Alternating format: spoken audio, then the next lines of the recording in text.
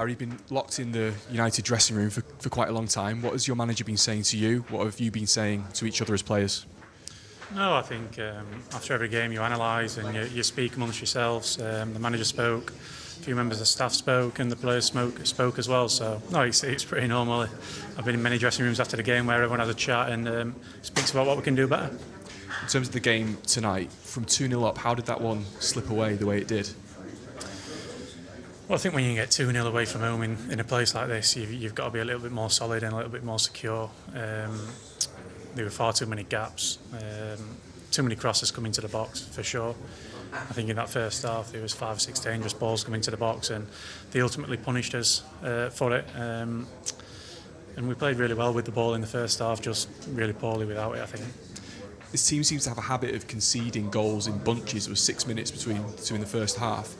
Why do you think that is? Is there a structural issue? Is it a resilience, a mental issue?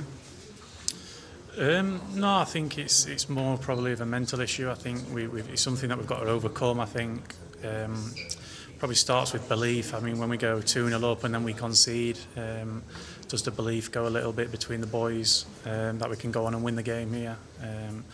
It's something that we need to be aware of, something that we need to focus on, and really make sure that when we do concede, we get together, we regroup, and we stick together, because that's part and parcel of football, and it's something that we've got to do better.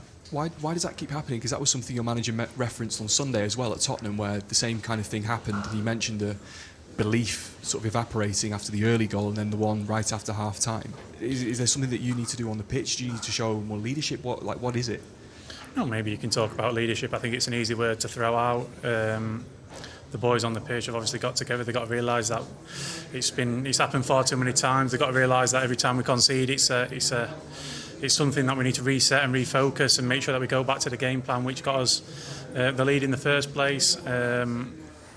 But yeah, it's something that we do need to improve on. It's something that we'll speak about amongst the players.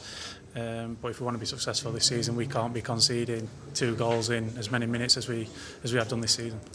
There's been a lot of talk about your manager's future, that this game and the game on Sunday may be crucial for him to keep his job. Do you as players, do you still believe in him? Do you think you can go further and improve under him?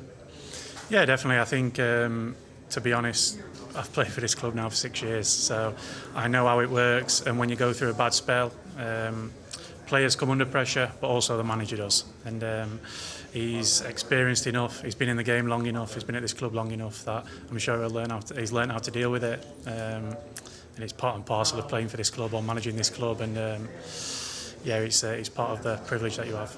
Appreciate it, Harry. Thank you. Thank you very much.